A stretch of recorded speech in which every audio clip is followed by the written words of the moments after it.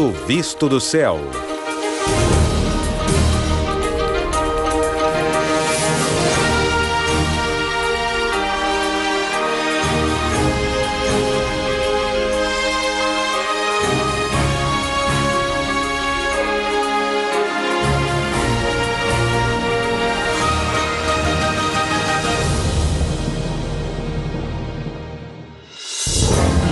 Neste episódio, Suíça.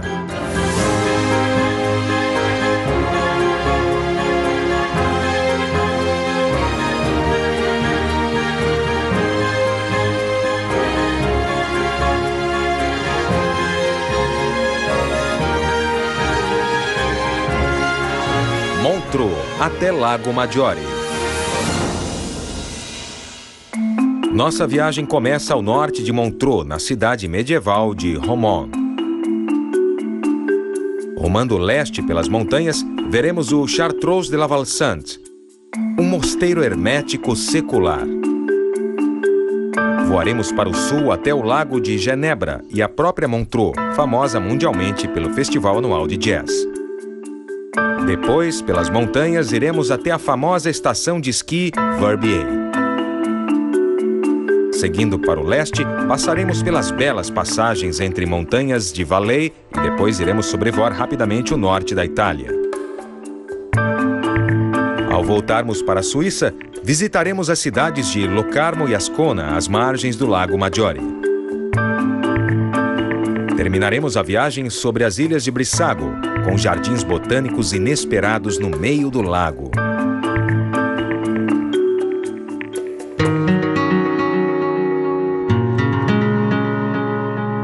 Nesta região da Suíça, onde se fala francês, encontramos a cidade medieval pitoresca de Romont. O nome é uma abreviação de Roton Monte, ou Montanha Redonda, que descreve a colina com inclinação suave onde fica a cidade. É mais conhecida pela beleza das janelas com vitrais que enfeitam muitos dos antigos santuários e igrejas de pedra. Romont fica em meio a residências reais da Idade Média e já ficou lado a lado com a República Helvética, primeira manifestação da Suíça como Estado unificado. As fortificações, ruas e construções preservadas da cidade possuem uma importância histórica tão grande que a cidade inteira consta na lista de patrimônios mundiais da Suíça.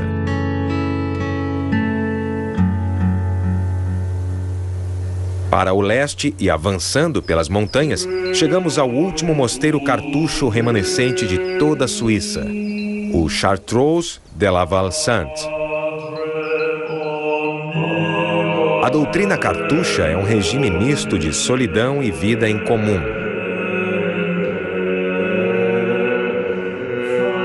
Os monges daqui passam a maior parte do dia isolados, meditando, rezando e escrevendo. Mas esse isolamento é interrompido por orações em grupo e longas caminhadas pelo interior montanhoso. Embora o sentimento comunitário entre os monges seja forte e incentivado, o contato com o mundo exterior é limitado, pois só podem receber a visita de parentes uma vez por ano.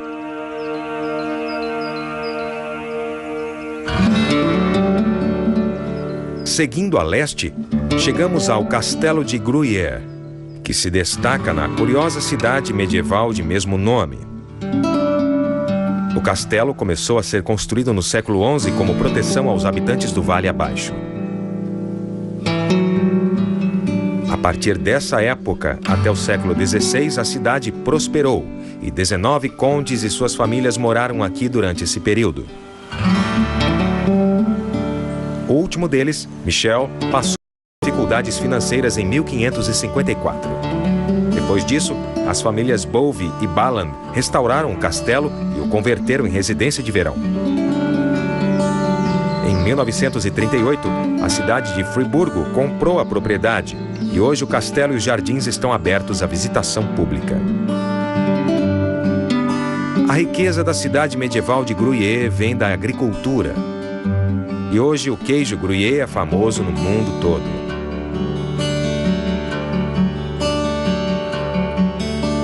A cidade é um destino turístico e ainda conserva um ambiente tranquilo e bucólico para os 1.500 moradores. Mas, apesar da paixão da cidade pelo antigo estilo de vida, dela surgiram artistas surrealistas. H.R. Giger, por exemplo, o artista plástico suíço conhecido pelo trabalho que fez na franquia de Alien, nasceu e foi criado aqui. E recentemente foi fundado um museu com a maior coleção de suas obras.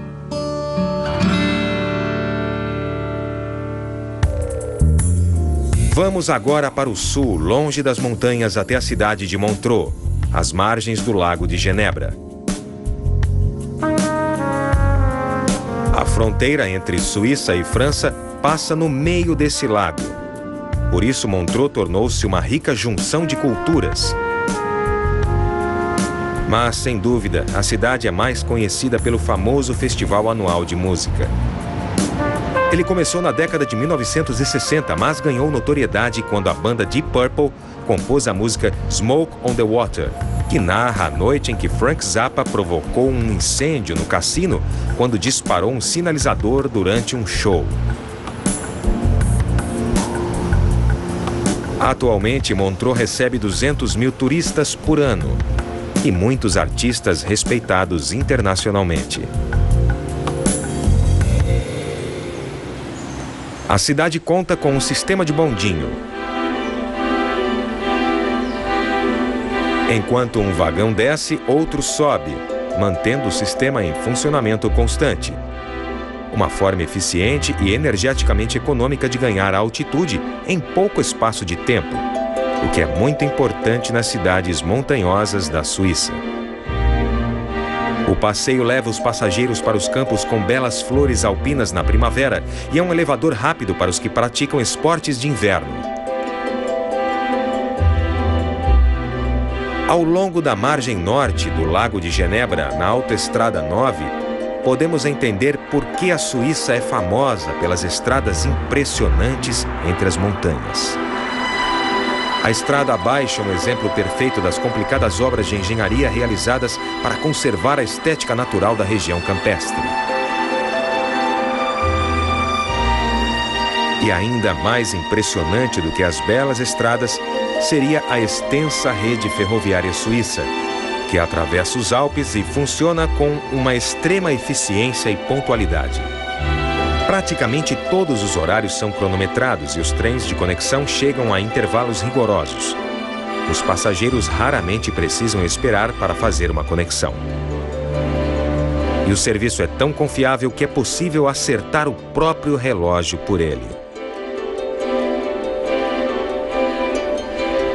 Na margem leste do Lago de Genebra fica o impressionante Castelo de Chillon. A fortaleza medieval começou como um conjunto de edificações que se fundiram ao longo dos séculos, servindo como símbolo de status para a família Savoia, que controlava o complexo. O castelo foi tomado diversas vezes desde então, mas nunca por intermédio de cercos ou ataques. Isso explica por que Chillon permaneceu maravilhosamente intacto. O castelo serviu de inspiração para artistas, poetas e filósofos. Os poetas do século XIX, Lord Byron e Percy B. Shelley, fizeram um passeio de barco pelo lago para visitar o castelo famoso. Inspirado na história de um monge que ficou preso aqui por causa de suas crenças, Byron escreveu o famoso poema O Prisioneiro de Chillon. E mais recentemente, Freddie Mercury, da banda Queen, ao parar aqui para uma visita depois de tocar no Festival de Montreux, declarou que esse lugar só poderia ser o paraíso. As montanhas dessa região estão entre as melhores estações de esqui fora de pista do mundo. A neve solta cobre os picos e vales durante o inverno, atraindo turistas do mundo todo.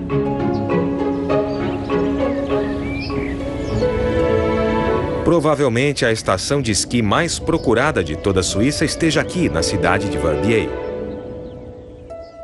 Na virada do século, esse lugar consistia de poucas habitações rústicas e a economia girava principalmente em torno de fazendas de gado leiteiro e criação de gado, como na maioria dos povoados da região. Mas em 1925, um grupo de montanheses explorou a área e descobriu o potencial que havia para o esqui. Logo após, uma pequena explosão comercial foi iniciada. O empreendimento demorou para deslanchar. No final dos anos de 1950, o resort ainda tinha apenas 3 funcionários. Mas isso mudou rapidamente na década de 1970, quando o esqui ganhou popularidade mundial, levando a cidade pitoresca para o estrelato. Hoje é um ponto de interesse para a prática de esportes de inverno, e a população aumenta para quase 40 mil pessoas durante a temporada.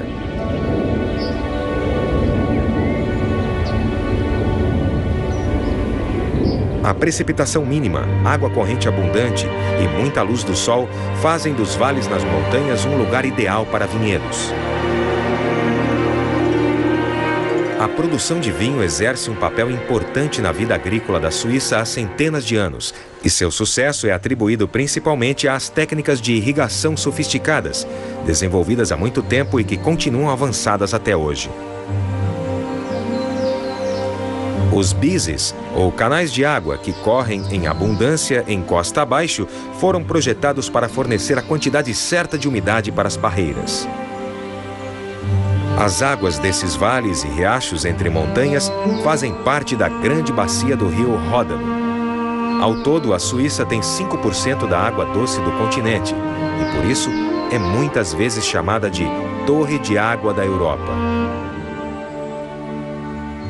Alguns vales adiante, chegamos a Sion, uma das cidadezinhas mais antigas do país. Há indícios que fazendeiros neolíticos cultivaram essas terras há mais de 6.000 anos. Mais tarde, o local tornou-se um posto comercial movimentado durante o Império Romano. A cidade é flanqueada por fortificações gêmeas no alto de rochedos que foram esculpidos por geleiras na última Era do Gelo. Em primeiro plano, temos a Basílica de Valais, das duas a mais conservada e mais conhecida. Essa igreja, no alto da colina, foi autorizada pelo bispo de Sion logo depois que a cidade foi considerada a primeira diocese católica da Suíça no século IV.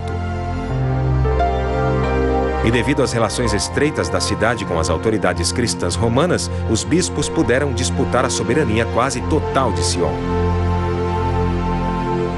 Hoje, a Basílica de Valais abriga o órgão que seria o mais antigo do mundo, ainda em uso constante e fabricado em 1435. Na colina do outro lado, fica o Castelo de Tourbillon. A fortaleza praticamente em ruínas, com suas muralhas espessas e inúmeras torres ameadas, foi um dia uma grande defesa contra as tropas invasoras. Mais para o oeste, encontramos um dos cenários mais espetaculares para qualquer esporte. A 1.800 metros acima do nível do mar e aninhado sobre o pitoresco vale do rio Ródano, fica o campo de golfe de Cran-Sancière. O esporte já era praticado aqui informalmente desde 1905, já que era um privilégio exclusivo da nobreza britânica antes da Primeira Guerra Mundial. O local só ganhou uma importância maior em 1939, quando sediou o primeiro Masters de golfe da Europa. Há 20 anos, o campo ganhou mais um incentivo quando Severiano Ballesteros, famoso astro espanhol do golfe, ficou encarregado de remodelar o terreno. Hoje é considerado um dos melhores campos de golfes do mundo. A região de Valais se estende por alguns dos territórios mais belos e irregulares da Suíça, apresentando desafios irresistíveis a construtores e engenheiros ao longo dos séculos. Como essas pontes que atravessam um dos inúmeros desfiladeiros profundos. O desfiladeiro foi esculpido pela água ao longo de milhares de anos e tem hoje 800 metros de profundidade.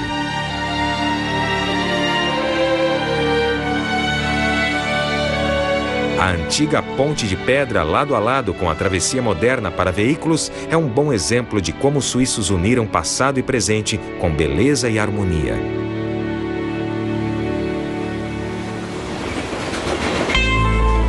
Os Alpes constituem 65% da Suíça e os engenheiros do país tiveram de se especializar na travessia de montanhas se quisessem chegar a algum lugar. E os túneis eram seu ponto forte. O primeiro túnel suíço através de uma montanha foi construído em 1708 e hoje os túneis atravessam uma grande área dos Alpes.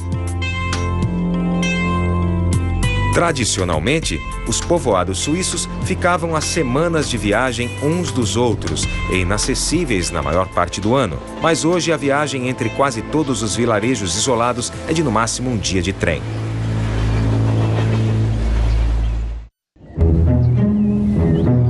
Agora desceremos até o Vale do Simplon. Com a proximidade da Itália, o clima ganha um aspecto mais mediterrâneo. À medida que nos aproximamos da fronteira da Suíça com a Itália, o alemão dá lugar ao italiano, que é o idioma predominante nessa região.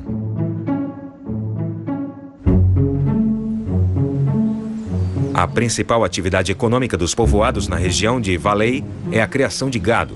E as frutas que crescem aqui são o principal ingrediente para o famoso conhaque regional.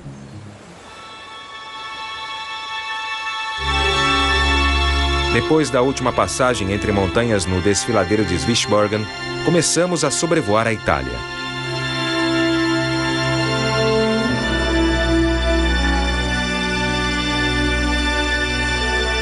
Aqui existem moradias nos lugares mais improváveis.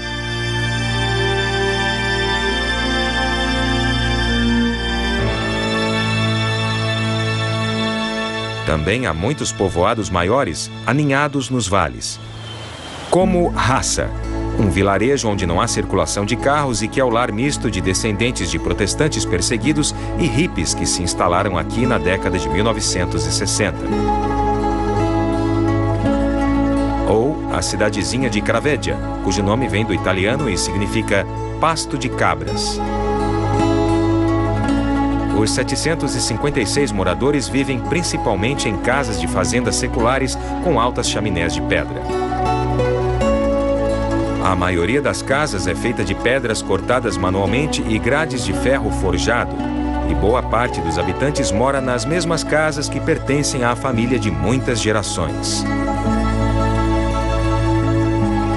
A população cristã valoriza uma vida de honestidade e o lema do brasão é: os que fazem o bem, nada tem a temer. Seguindo pelo vale italiano e exuberante de Vigezzo, voltamos para a Suíça, onde encontramos o destino final dessa viagem, o glorioso Lago Maggiore. O lago está a menos de 200 metros acima do nível do mar, fazendo deste um dos pontos mais baixos da Suíça e uma população estável de veraneio para os suíços que querem fugir da vida nas montanhas geladas. As cidades e jardins ficam na base dos majestosos Alpes suíços, criando um ambiente que atrai turistas e intelectuais há centenas de anos.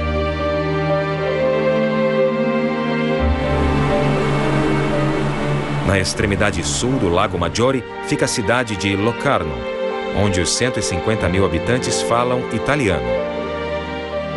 É um local importante desde a era romana. E em meados dos anos de 1900 foram descobertos mais de 50 túmulos romanos abaixo das ruas.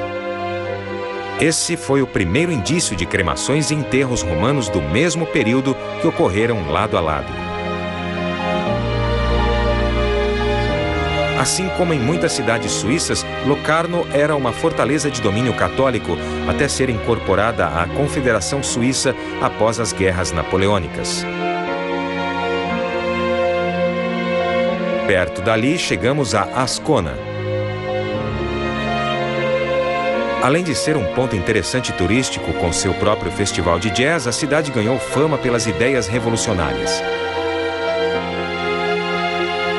Na virada do século XX, um grupo de idealistas fundou uma comunidade que rejeitava os costumes estabelecidos e defendia uma ligação mais próxima com a natureza.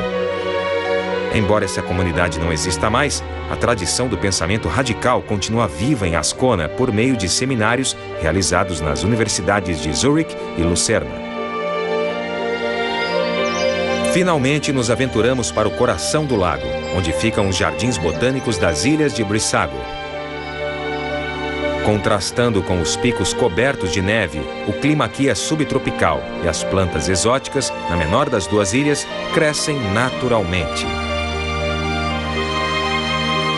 Mas San Pancrazio, vizinha maior e mais cultivada, é a principal atração para os turistas. No passado era um refúgio para cristãos perseguidos. Mas nos anos de 1880, a baronesa local criou jardins exóticos e subtropicais, onde artistas, músicos e escritores eram convidados a se reunir e trabalhar em um cenário inspirador. Esculturas de pedra e até mesmo banhos em estilo romano foram incorporados para acentuar seu esplendor. Nos anos de 1950, pessoas da região compraram a ilha e a abriram à visitação pública. Encontrar plantas mediterrâneas, asiáticas, australianas e africanas crescendo no meio de um lago suíço mostra como esse país pode ser surpreendente e diversificado. Um lugar perfeito para encerrarmos essa viagem.